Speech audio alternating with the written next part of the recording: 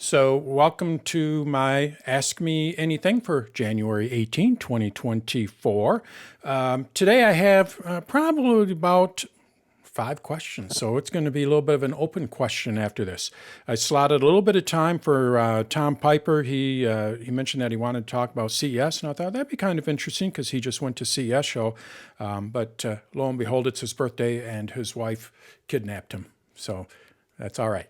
So we're just going to take that time and open it up to open questions after I get through these other questions.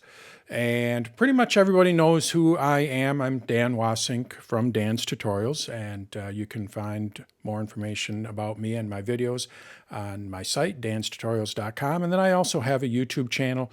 The site has about 2,000 videos, 2,100, while the YouTube channel has probably about 300 or 400 of them. If you do become a member of the site, you do not see the YouTube videos, so you don't see any ads, which is nice. And you also get access to my new AI assistant that I use with ChatGPT, which is quite amazingly been working quite well. I've been monitoring the questions, and you can really ask it some interesting questions if you're having a problem with your with any of your Apple devices. It's a great place to go. I had it. For those of you who don't know how ChatGPT works or how these chatbots work, is you have to train them.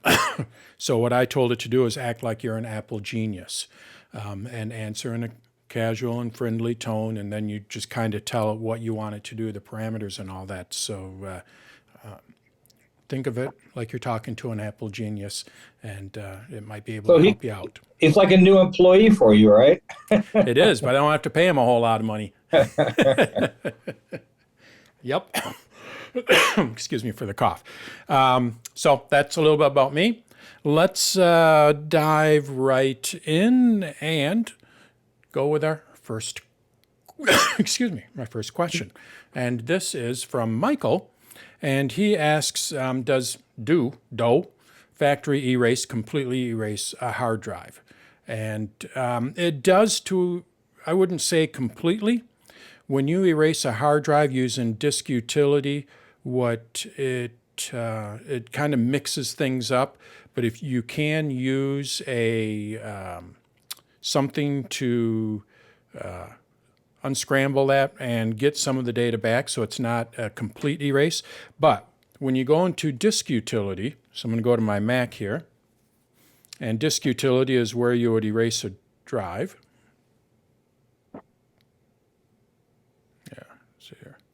There we go. What you can do when you erase a drive, of course, I'm not going to erase a drive here, but you can say, I forget what they call it.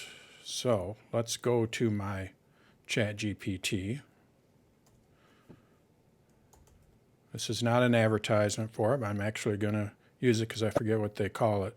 Privacy, or let's see, how can you make sure a hard drive is erased on a Mac? I have to log in. Hold on here a second. But basically what you're going to do is you do a complete wipe on it, and when you do that, it'll take a long time, but it wipes everything out on that drive. So that's one way you can do it. And so now we'll go over here. Clear. Dan, I'm also asking about external hard drives as well. Yep, I assume it works all the same way. Yep. I have a number of external drives I just want to get rid of. Yep. Some people will take a hammer to them, which will work as well. But if you want to use them again, use disk utility and erase button. Okay. We'll delete all of the data. Okay, but that's not what we want to do.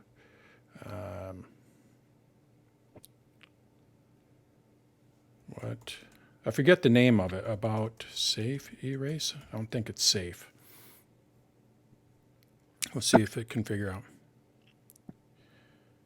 Someone said just take it, and if you have a Windows machine, just format it for Windows without. Well, if you just format it There is you can still get some of the data off of it because all it does is think of a disk like a record player, even though the solid state isn't like that Okay. anymore. But they just kind of scramble it up. But that's basically it. But if you use this, go under security options, and then you can select how secure you want it to be. It'll overwrite the data multiple times, and it's almost like it's just a blank record then. So there's nothing, you're not going to have any little bits of a song or anything like that. Completely erases it. Takes a long time. But what you want to do is you want to go into security options, and then you can just say, erase it safely or, something like that. By the way, anyone listening who works in law enforcement, I'm not trying to hide anything. Yeah, sure. But that's all you have to do. So if you just do an erase, it is not going to erase everything. So you certainly don't want to do that if you're giving it to someone.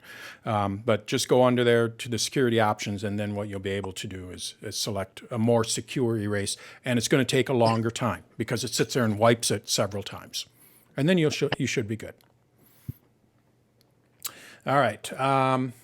Next question is, can you untangle the array of power cord mail-ins like USB and things like that? And that is an art, figuring all that kind of stuff out, especially with USB-C.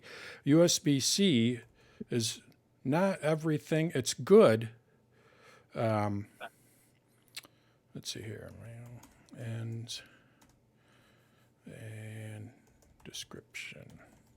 But not all cables are created the same.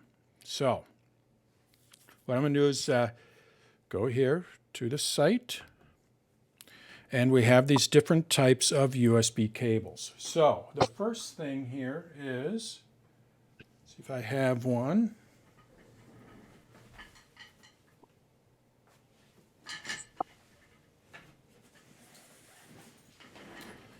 Okay, so that is what is called a USB 2. This is one that we're all familiar with, the USB 2. And if I hold this up to the camera, that is a USB 2. You can only flip it in one side, that kind of thing. This is pretty much what everything comes with. No longer the standard per se, because they're all switching over to USB-C, but this is USB-A.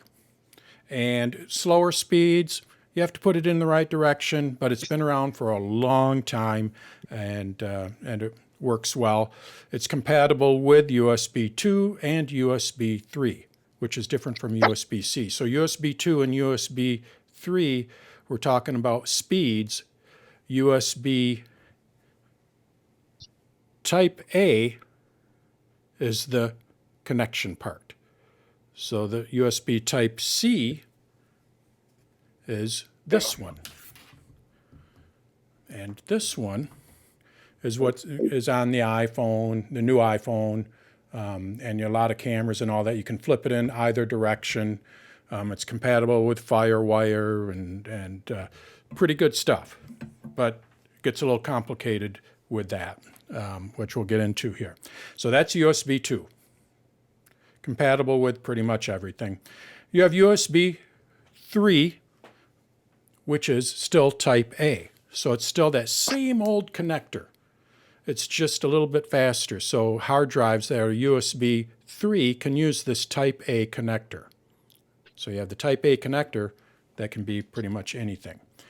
Then what we have here is a USB 2 Type B. And this is what you'll see on the back of hubs. So it only goes in one direction. I'm not going to unplug my hub, so I can't show you, but it only goes in one direction, and it's USB 2 kind of thing.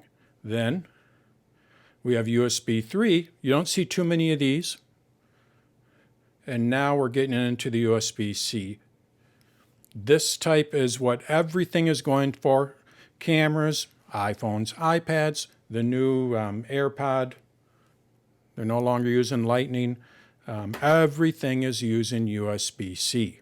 So USB-C can be USB 2. It can be USB 3, so it's faster. Oops, there's a reaction there. And it can be Thunderbolt. So really, really high, fast, speed. So Type-C is pretty much where everything is going, and it's one type of cable, which is good. Now here comes the bad part.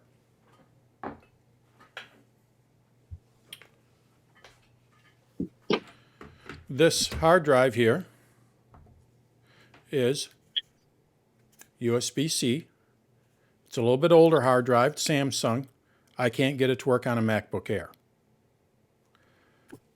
Don't know why, USB-C. But if I go USB-C to USB-C, it won't work because the MacBook Air is USB-C. But I also have a USB-C to USB 2 adapter, and when I plug that in there, and then I plug this into that adapter, and then plug it into my computer, it works. So this cable here doesn't work. And that's the problem with USB-C. All cables are not created equal. This camera, that is I'm not using right now, it's a high power camera. It needs a special cable for it. USB-C, but it's not going to be this USB-C. This one isn't powerful enough for it. This isn't a hard drive, but this isn't a Thunderbolt, but I have a Thunderbolt drive. Thunderbolt uses USB-C. But if you're not using the Thunderbolt cable that is USB-C, you're not going to get USB-C speeds. So you want to use a cable that has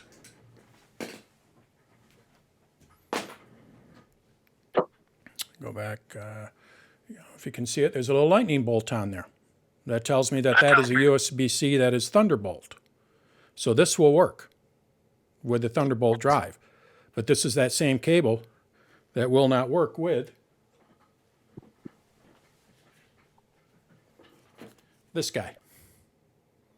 It's a complete mess in my mind. Great idea, poor implementation. So I'm hoping that it's going to get better. I think this is a T5. I think the T7s are better. I mean, this is an older one, and maybe it's when USB-C just came out. And I'm starting to see, this has a Thunderbolt and a 3 on it, so I can see that that is a Thunderbolt 3. But so this will work with this camera because it's a high-speed cable. But this one will not work with that camera. But you're going to see that I have a little piece of tape on this guy. Why is that? Because I also have a portable vacuum cleaner, and that portable vacuum cleaner won't work with some of my USB-C cables. But guess what cable it does work with?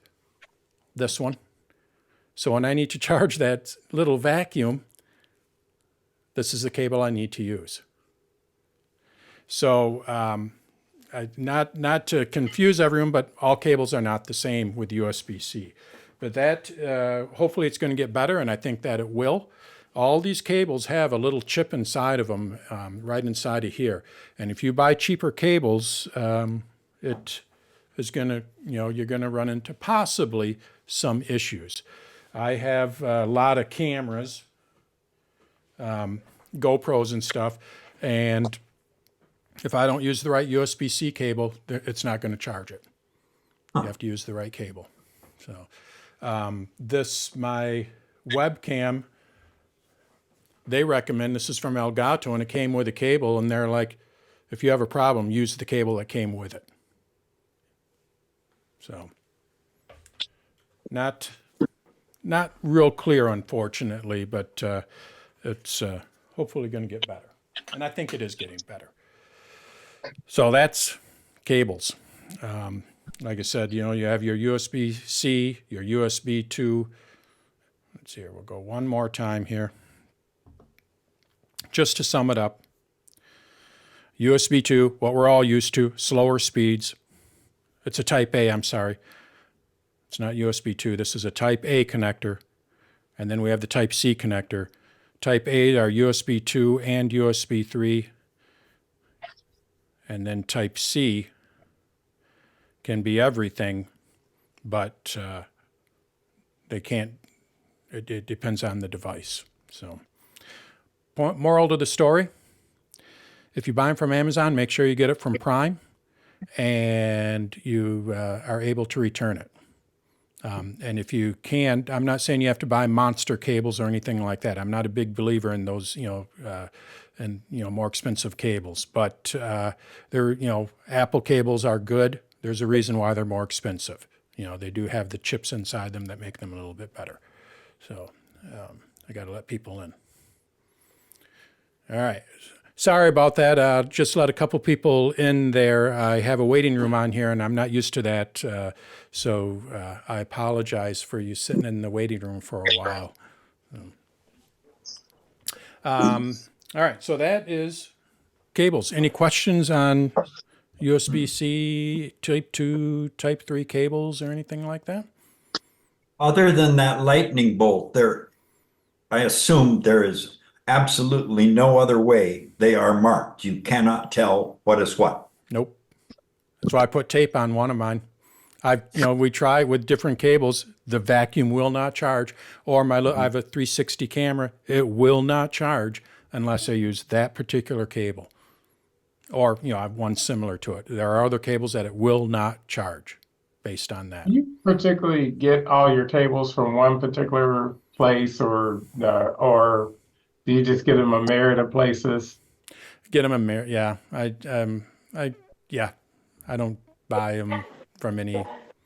I should. Maybe that might be part of my problem.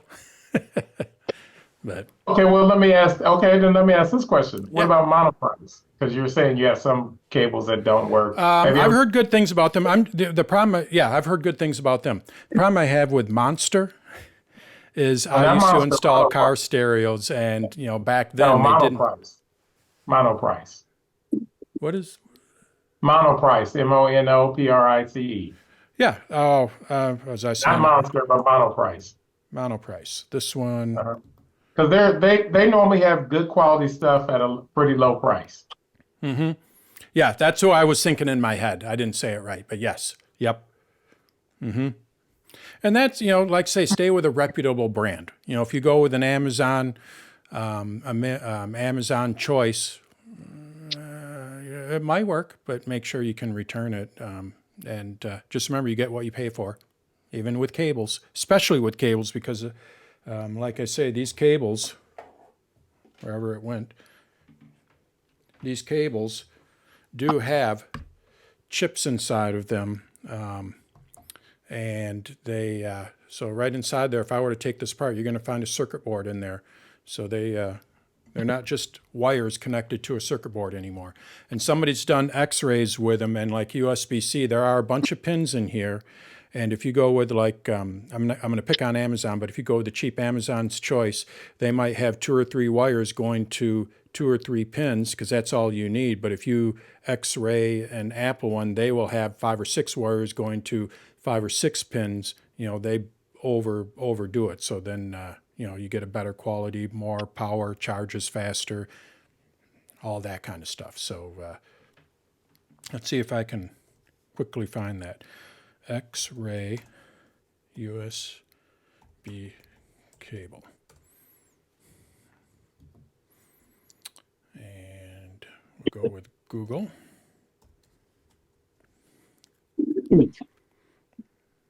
Whoops. I don't want that picture there. Somebody's swallowing one, but let's go with images. So there you can kind of see inside there, what they have. And this is a good one because they have a chip in there. And then you can see a little cheaper one, very small chip in there, not as many wires. It makes a difference. So that's what you pay for when you pay for a more expensive USB cable. So, all right. Next question is from Gary, and he asks, does iCloud Storage or iCloud Plus replace the need for Time Machine? So you have iCloud Plus, Gary? Yes. And the short answer is no, it does not. Okay. So iCloud will back up your iPhone and your iPad. We know that. But all it will do on the Mac is basically just sync your contacts, your calendar. So that kind of stuff, you can kind of think of it as a backup. It's not a traditional backup, but it's in the cloud. And then also what it will do for, depending on how you have your computer set up, your documents and desktop here can also be in iCloud. Yes. Now, with that, so you can see that mine are in iCloud here. So those two are in iCloud. So anything that's there, you're able we to see in your retrieve. gallery. I can't see what you're showing. Oh, I'm sorry. There we go. Your documents and desktop folder, which are in your iCloud Drive, if you have it set up this way, those will be backed up. But anything outside of that, if I go over here to my users, well, first of all, my applications are not going to be backed up, and all these other folders are not going to be backed up. So Time Machine is still by far the best way to back up your Mac. Now, saying that, I talked about this, I think, last week, so I'll just briefly cover it.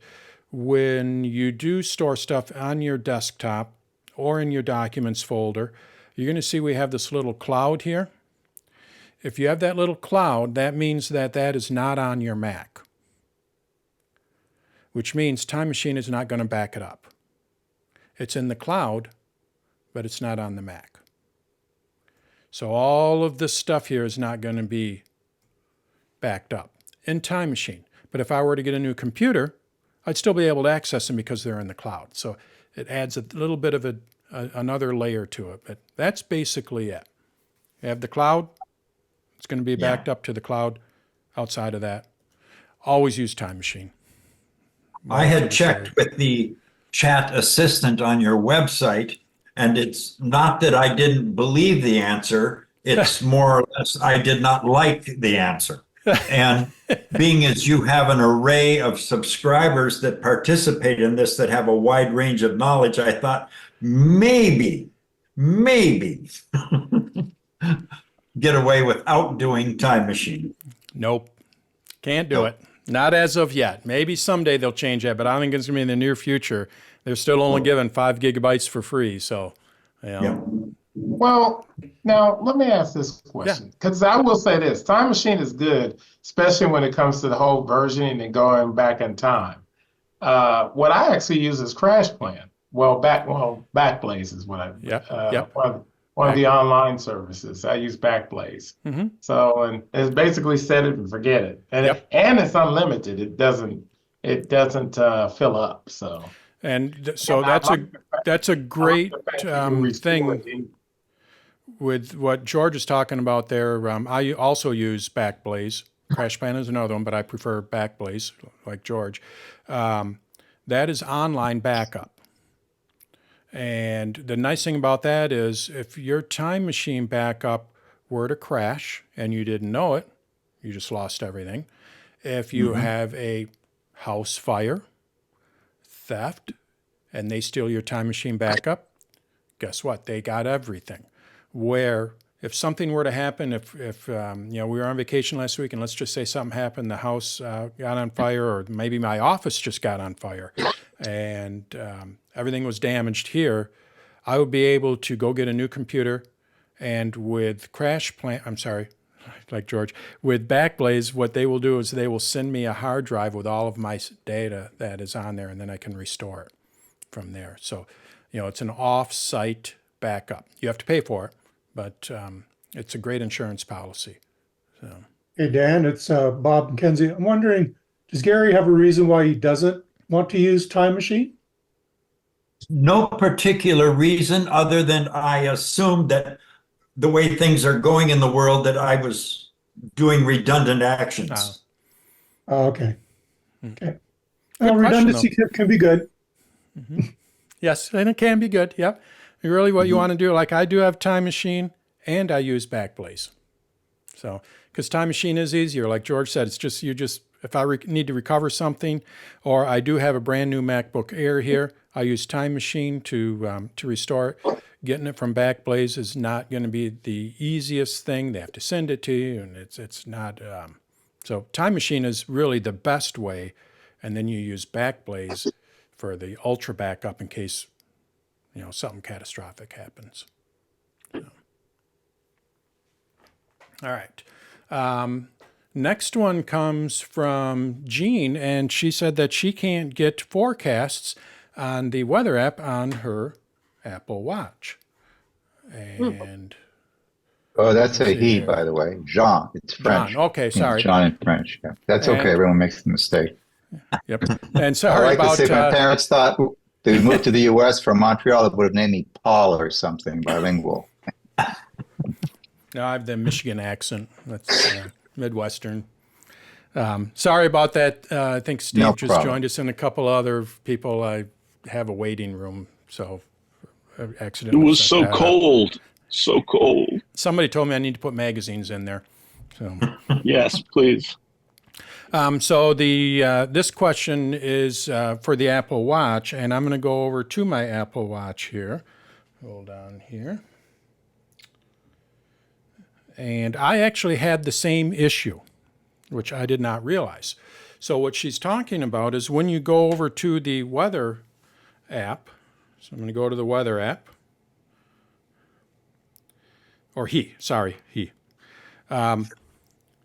Basically, what you're supposed to be able to get is that. And that wasn't happening. All you have is the temperature, right? Or whatever it may be. Yeah, it's a single number. 31 yep. feels like 27.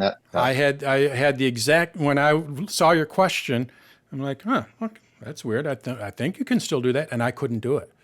So here's what I did. See if this works. Have you restarted your watch? Here's what I did. I restarted the watch and the phone. They're all the latest versions of the OS. I called Apple support. They said, well, try repairing your watch with the iPhone. I did that. What happens is each time I did it, when I started, it works fine. It's in color, it's beautiful. And then one of the other times, within a few hours or a couple of days of doing it, suddenly it reverts to the stupid mode.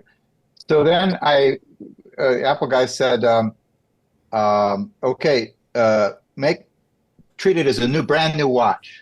Clear it off your phone and start and reload everything. I did that. Everything was fine for a day. And then I went back to, this little thing here. And I'm like, okay, I don't know. I'm not going to buy a new watch, I don't think, but. Right. Well, I have an Ultra. It's not the Ultra 2. And it had the same issue as what you're talking about. And what I did, so we'll see if this, I don't have a final answer for you. I restarted it and it worked. So now the question is, am I going to run into that same thing in a couple of days? And I guess we can just kind of keep in touch with each other. If I find that out, I'll see if, Okay. Yeah, because that's one of my favorite things about the whole watch is I can look at the few hours ahead of weather. And the new feature was where you tap it and then you get humidity, you get everything in sequence, and then you slide it the other way and you get the next days metric. It's brilliant, Dan and Gene, I'm not specifically with this problem that Gene has, but a problem I had a year or so ago. I had another app on my watch that conflicted with one of these. Is it possible that, Gene, do you have another weather app or anything that might conflict with what you're doing? Well, I haven't changed anything since I updated to the 10 and 10.2 version of the watch OS. I had AccuWeather and the Weather Channel. I could try removing those. They always work, independently. I could get them and get a different. Could try it. I don't have any of those on mine, Michael, and I had the exact same issue. But I mean, it's worth a shot. I'll try taking off every other weather app and see. I don't remember what program it was, but it was something that conflicted with the thing on the Apple thing, and I took it off, and then the other app, I forget what it was, a medical app, it worked fine. Well, I'll see what I can do. I do know it was going back for a few back and forth. Oh, it works fine today, and then later that afternoon, oh no, it's stuck again. And I imagine, I don't want to use the sledgehammer approach. I don't want to buy a new watch. It's I watch 5, and it's been great. So I'll try that. I'll try doing other things. Then I'll look online and see if other people have a similar issue. And if you start getting, because there wasn't a problem originally with the apps, with the watch, where you tapped and you wouldn't do anything. It's a general watch problem. So this isn't it. Here's another thing you can try. Force quitting the weather app on the Apple Watch. They did make this easier to do on the Apple Watch with watchOS 10.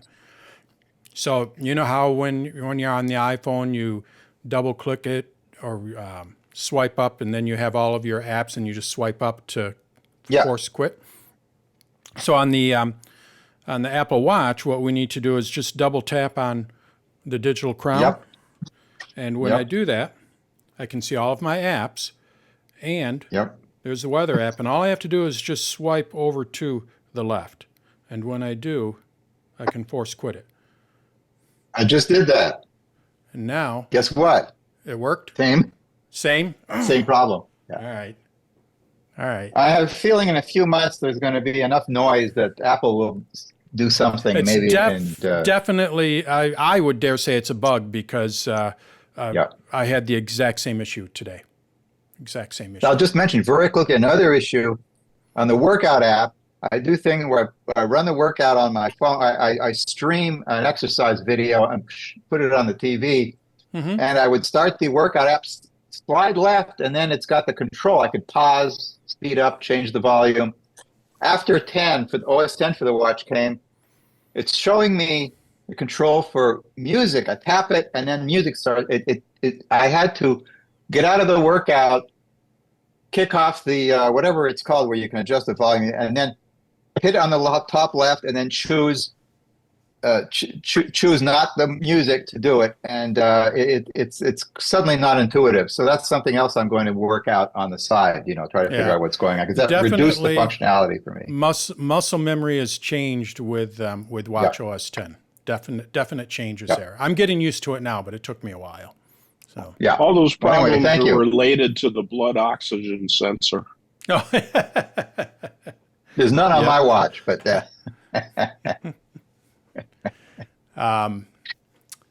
somebody John said, Jean, is that how would it say that? Anyway, Jean, Anchor, that's yes, Anchor is another good cable. Man, I would say Anchor is good. Hey, related to the Apple Watch, somebody brought it up. We're not going to lose, for those of us that have the blood oxygen, they're not going to take it away from us. Nope. We already have it, right? Okay. Nope. Now, if you have a problem with it, what they do is they replace it. The replacement, from what I've read, will not be, they have to disable it on the replacement.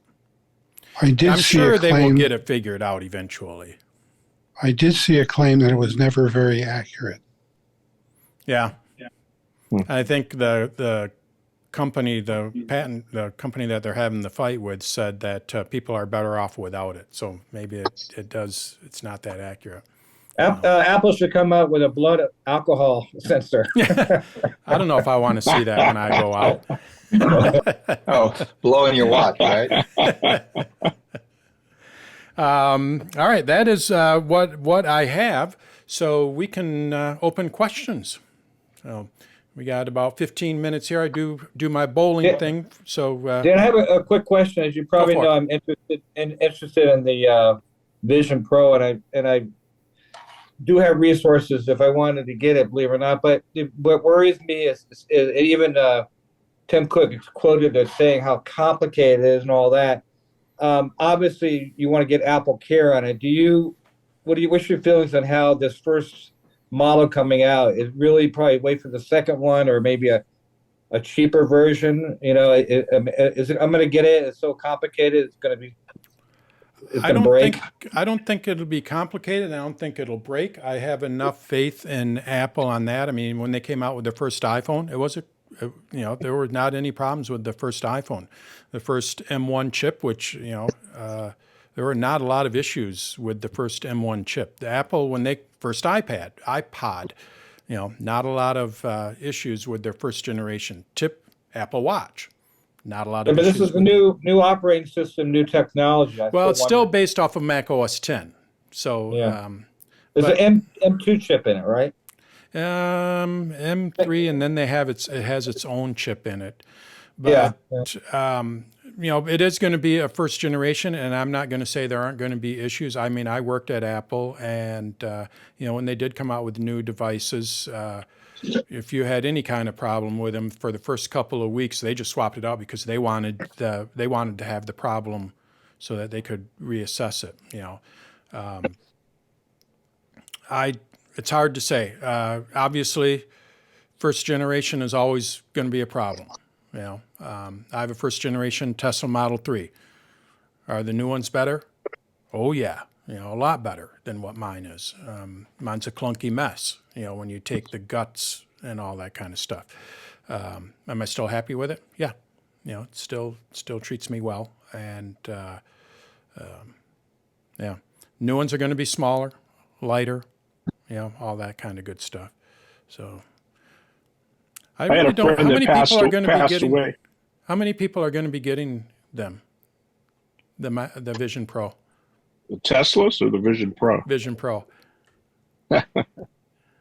Tesla's going to provide you with the Vision Pro. It should. Yeah. I do plan on getting one, but we'll see. My brother is waiting. I have a good friend who's also an Apple nut. He's waiting.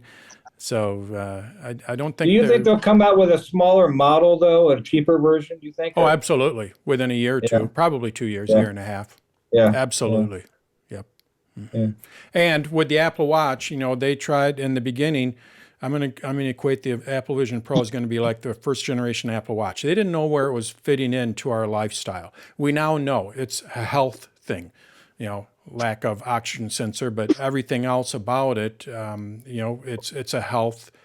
Well, do you think the Vision Pro? Do you think the Vision Pro is really going to be entertainment? In the beginning, they're marketing it towards entertainment, but I think what Apple's going to do is give it a couple years, like say with the Apple Watch, give it a couple years, and depending on how people use it, maybe people won't use it for entertainment, and they will be productive with it. We'll just have to wait and see. If you watch the videos, here's my question. It's cool because you can work it with your fingers, or your hands, or whatever. What if you're paralyzed? You can't. Are you out of luck? I don't know what they. No idea. Yeah. Accessibility, that's a whole nother thing. Yeah. George. They'll probably have some accessibility feature like blink twice or blink 3 times and get it done that way. Yeah, they could. Absolutely. I mean, this camera's watching your eyes. So, George, see your hand is up. Yeah. And now you're muted. Trying to actually use the. And now you're muted. It's the blood oxygen sensor. Still muted. No, it's trying to use the toggle with your space bar. I'm like, okay, let me not even try that. Okay, here's the situation. I have the MyQ app, which tells you what your garage door is doing. My question, of course, I was talking to one of my friends about, a clip for my car. And I was like, he's like, well, why don't you just use CarPlay? And I was like, oh, valid point. Well, I noticed that this particular app does not come up on CarPlay.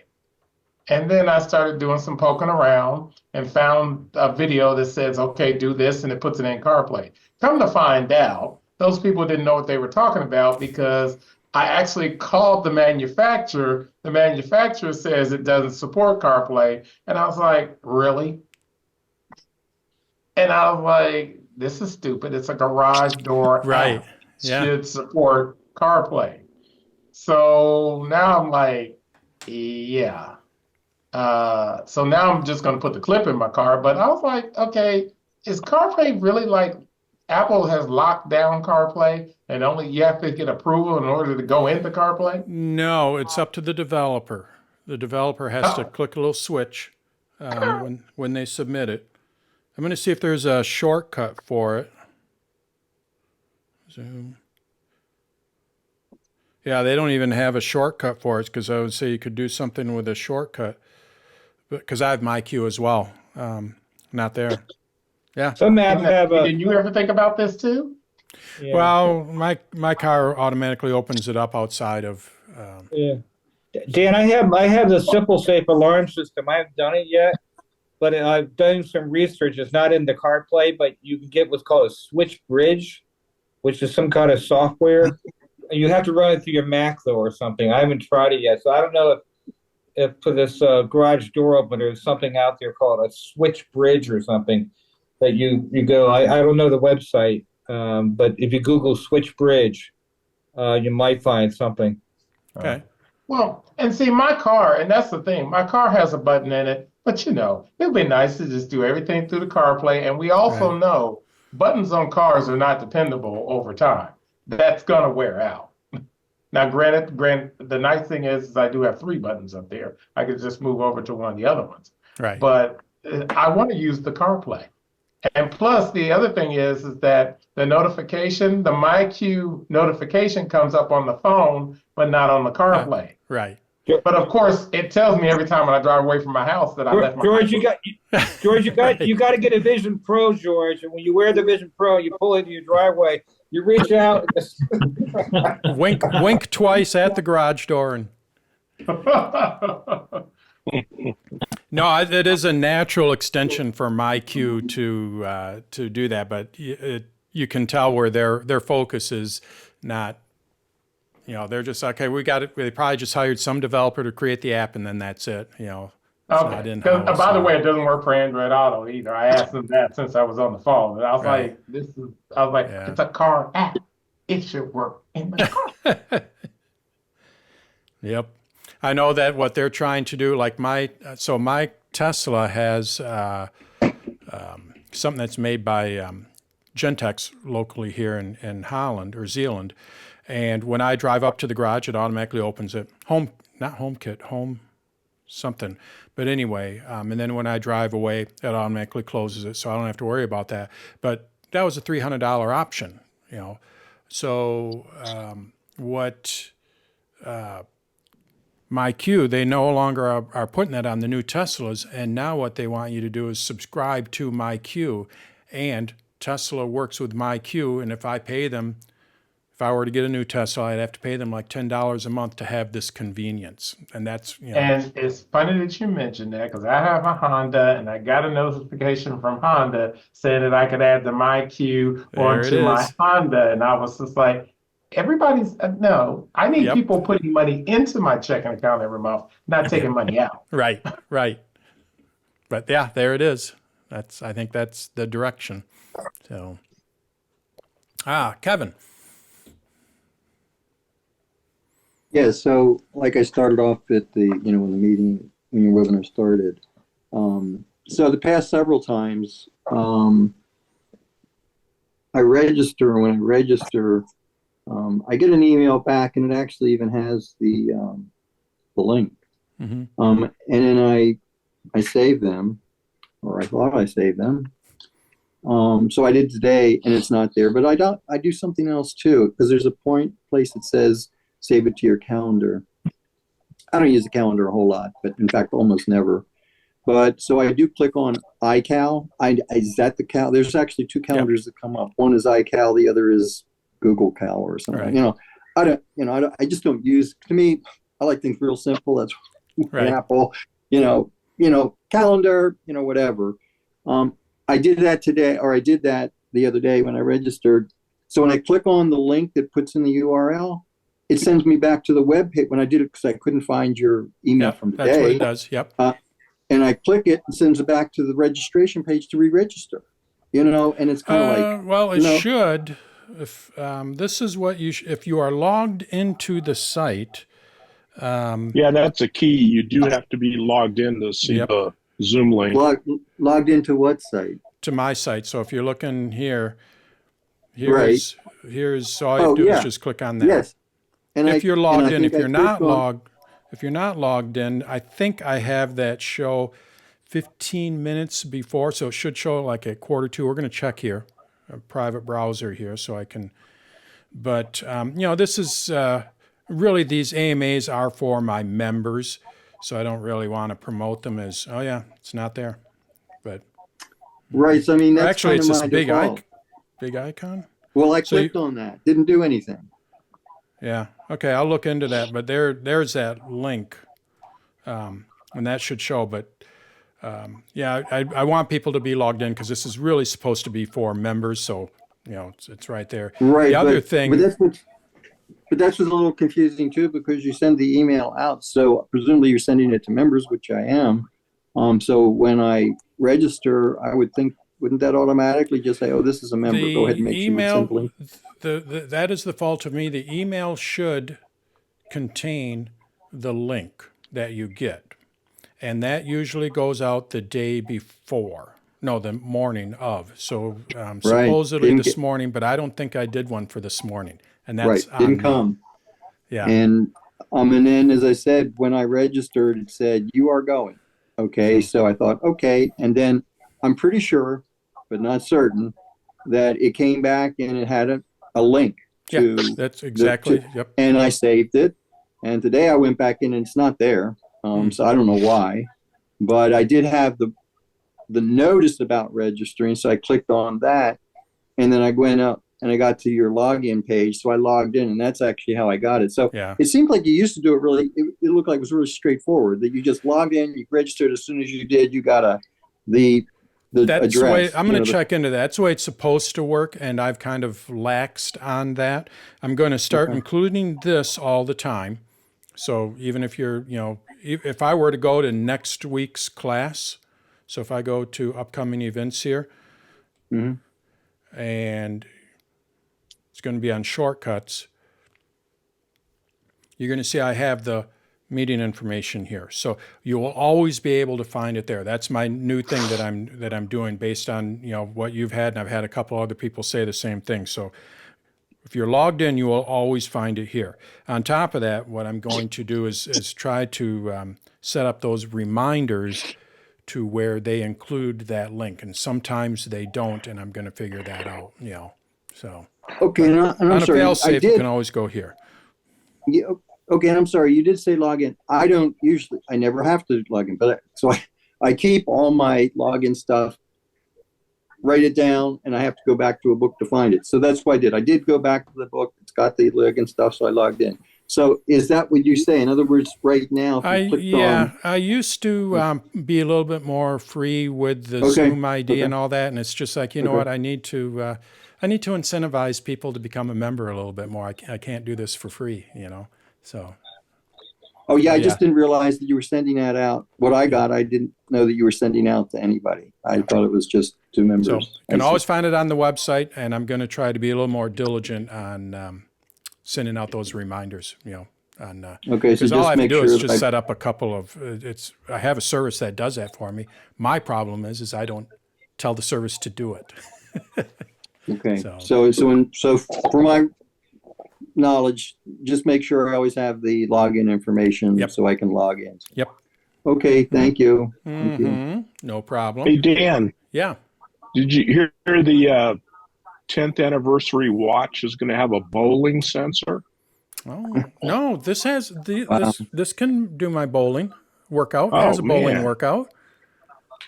How close are we to your ETA on that, by the way? I got about 5-10 minutes. Good to hear. So, I like to, if I can keep this about an hour, and then that gives me a little bit of time. We had to get a sub. My wife, Beth, has COVID, so I don't know if we caught it on the plane coming back, but yeah. So my niece is going to sub for her, but yeah. In fact, what I'm going to do is I'm just going to stop recording. Actually, here, Jean says remove 2 non-Apple weather apps. Let me go to my comments here, and then restarted the watch. Tapped the weather complication on his watch. Took a few seconds. Came up with a single. Then I selected temperature. You can see it for the next 12 hours. All right. Thanks to the gentleman scholar who suggested this. So yes, thank you very much. We'll see if this actually sticks, though. Tomorrow's another day. All right. I am going to stop recording here. Thank you, everyone. Next week, I am going to be having I did a class on shortcuts the other day, and it went really well. And I'm not getting into the complicated shortcuts. I actually created a couple, 3 or 4 shortcuts that are, I think, very useful, but they're a lot. Some of them are single step, just one single step, like adding the groceries here to your home screen, and then it opens up the groceries list on your Reminders app. And I think this will be a good step for people that want to learn a little bit more about what shortcuts is. We're not going to get into the very complicated side of it, but I think it'll be a good introduction if you want to learn what shortcuts is and how you can use it to simplify your life. I mean, I even have a passwords app. Or you're going to see it here. If I were to click on this, it would automatically open up my passwords. So I don't have to go into system settings and go to passwords. All I have to do is just do this. And if you have an iPad with Face ID or an iPhone with Face ID, it automatically recognizes your face and it just opens right up to your passwords. And that is a single step shortcut. And then this one here for the Mac is Stage Manager. I'm mixed on Stage Manager. Sometimes I like it, sometimes I don't.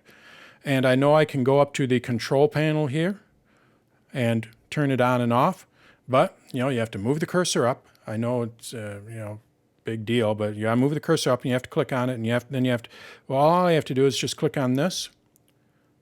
I'm in Stage Manager. Click on it again. I'm outside of Stage Manager. So I can easily turn things on and off, and that's a single step in shortcuts. So those are the things that I'm going to be talking a little bit about next week, how we can create these nice simple shortcuts. So that's going to be next week's class. Outside of that, thank you, everyone, and I'm going to stop recording. And yes, thanks.